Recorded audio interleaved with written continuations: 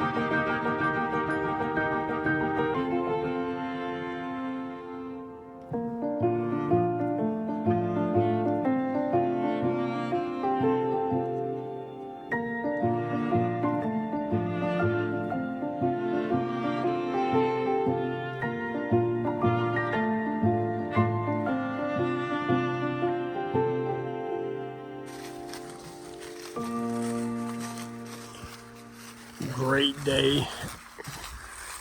Such a beautiful day to go hiking in the mountains. Started off pretty chilly this morning, but it warmed up pretty quickly, especially once we got in the sun. But yeah, we are really enjoying this weather. Thankful that it's not single digits or 20 or even 30 degrees or raining. We've had rain on this trip. We've had snow, ice, sunshine. We've had it all. So thankful for a break in the weather, but greatly looking forward to getting back to the car, getting a fresh change of clothes, getting some food in town for our post-hike meal, and finally hang a ribbon on this trip. So, but this is one of the longest backpacking trips we've done together. 4 nights and 5 days. I didn't get much footage on day 1 because it was really just driving into the campground at like 8 o'clock at night, setting up a tent and going to sleep. That was pretty much day 1. So so I guess technically we had 4 nights and 4 days. So, but anyway, it's been a good trip so far. Loving these views. One of the things I've learned on trail is that it's kind of like life in a way, in that, it gives you the test first and the lesson after. And it's certainly true on trail just as much as it is in life. But I think we were both tested. We were both tested yesterday in terms of just reaching our capability limits. And today Miss Megan's knees are hurting her because we've got some pretty significant downhill, and all that pounding and jarring on the knees is pretty rough. But I'm reminded of what Remy said. If you have ever watched any of the Six Pack hiker videos. Remy said his number one key takeaway on the AT last year was that pain and discomfort is temporary. And what the enemy tries to do, what the devil tries to do, is he tries to trap you in that moment of discomfort and tries to make that so profound that that's all you can think about. And I think that's also true in life, you know, when you're going through times of hardship or times of discomfort. We tend to dwell in that. And I think there is strength in character in being able to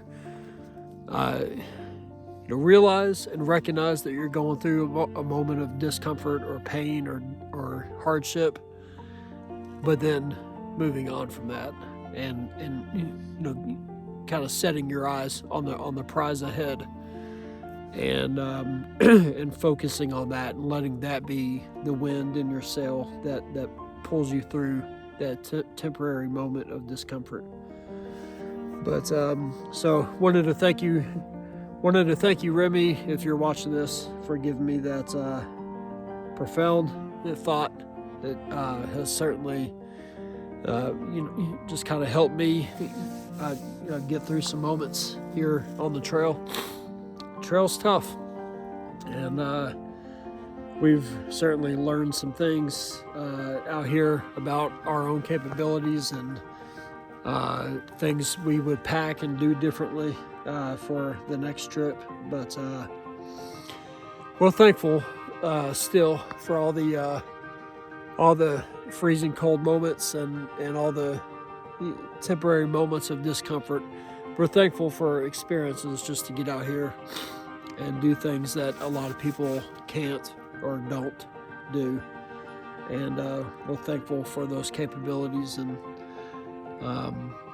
but if y'all don't spend a lot of time on the trail, I encourage you guys just to get out there every now and then. It will certainly open a window and kind of give you a better glimpse of yourself and what you're capable of. So we'll see you at the car.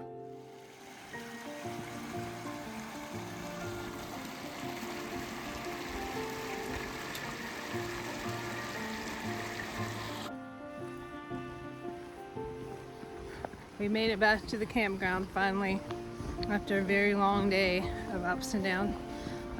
Matt's being chivalrous, taking my pack for the last mile or so, but we have reached the end, so we're about to go get some dry clothes on and get a great lunch and head on home. See y'all at the post-hike meal. All right, so Megan, what do you have coming here in a few minutes? The best burger ever. Best burger ever. Yeah. We are over here at the Blue Moose and Pigeon Forge, about to chow down. We burned some calories today, so we're a little hungry. So, all right, so give me 2 highs and 1 low from your experience. All right, the highs would be the sunset on Mount LeConte. Okay. And just getting to meet all the other through hikers and talking to them. It was a lot of fun. Yeah.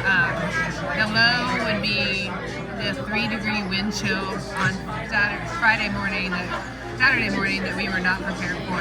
Yeah. Right. And just how cold it was. That was brutal. Yeah, we were not at all prepared in terms of dress for the weather.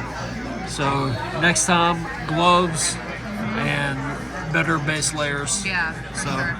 All right, Matthew. 2 highs and a low. I would say my number 1 high would probably just be meeting some of the AT through hikers that we encountered and stayed with us in the shelters. It's always really cool to me just to hear their stories and different backgrounds of ways of life and how they all came together for one common purpose, to conquer the AT. And but that was very encouraging to me as a novice hiker to just kind of hear their stories. That would be my primary high. My second high was definitely sunset on cliff tops. That was just if you couldn't, I know the pictures don't do it justice. I know the pictures don't do it justice on YouTube, but I mean the views were just absolutely breathtaking, and so I really enjoyed that. I would probably say my one and only low for the entire trip was skipping breakfast on Saturday morning when we set out to hike to Pecks Corner. Made the crucial mistake to skip breakfast, and that came back to bite me. So that trail experience was very hard for me personally, but overall, great time in the mountains. 90% satisfied with the weather, blue skies, sunny. So looking forward to the next one. Appreciate y'all's support, and look forward to seeing you out on the trail sometime.